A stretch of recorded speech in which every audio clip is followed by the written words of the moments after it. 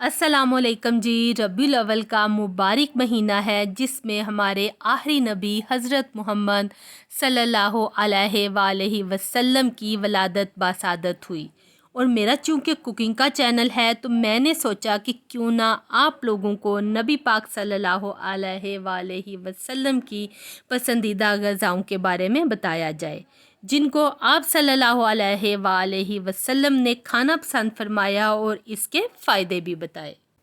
سب سے پہلے بات کر لیتے ہیں کدو کی۔ کدو حضرت محمد صلی اللہ علیہ وآلہ وسلم کی پسندیدہ غذاؤں میں سے ایک ہے۔ صحیح بخاری کی حدیث مبارکہ کا مفہوم ہے کہ ایک درزی نے رسول اللہ صلی اللہ علیہ وآلہ وسلم کو کھانے پر بلایا۔ اس درزی نے روٹی اور شوربہ جس میں کدو اور بھنا ہوا گوشت تھا رسول اللہ صلی اللہ علیہ وآلہ وسلم کے سامنے پیش کر دیا۔ رسول اللہ صلی اللہ علیہ وآلہ وسلم کدو کے قطلے پیالے میں تلاش کر کر کے کھا رہے تھے۔ اس کے بے شمار ہیلتھ بینیفٹ ہیں اور چائنا میں اس کو آیورویدک دوائیوں میں استعمال کیا جاتا ہے۔ میرے چینل پر بھی کدو کی بے شمار ریسپیز ہیں جس میں کدو کے حلوے کی ریسپی کو آپ لوگوں نے بہت زیادہ پسند کیا، لنک اس کا میں ڈسکرپشن باکس میں ڈال دوں گی۔ اور اب بات کر لیتے ہیں انجیر اور زیتون کی۔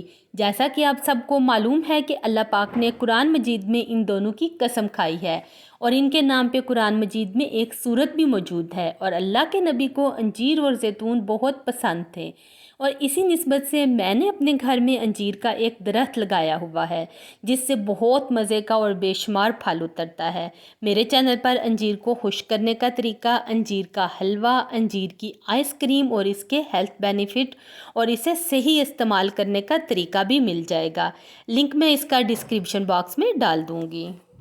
اور اب بات کر لیتے ہیں اپنے پیارے نبی حضرت محمد صلی اللہ علیہ وآلہ وسلم کے پسندیدہ پھل انار کی۔ آپ صلی اللہ علیہ وآلہ وسلم اسے بہت شوق سے کھاتے تھے، اور قرآن پاک کی سورۃ رحمان میں بھی اس کا ذکر آیا ہے۔ اب سائنس بھی کہتی ہے کہ انار اس کرۂ ارض پر موجود پھلوں میں سب سے زیادہ صحت بخش پھل ہے۔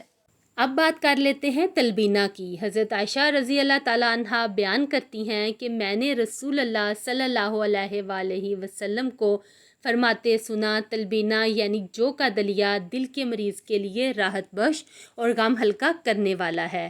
میرے چینل پر بھی تلبینہ کی ڈیٹیل ریسپی موجود ہے، اور اپنے نبی صلی اللہ علیہ وآلہ وسلم کی سنت کو زندہ کرتے ہوئے آپ لوگ بھی اس کو ضرور بنائیے گا، لنک ان ڈسکرپشن باکس۔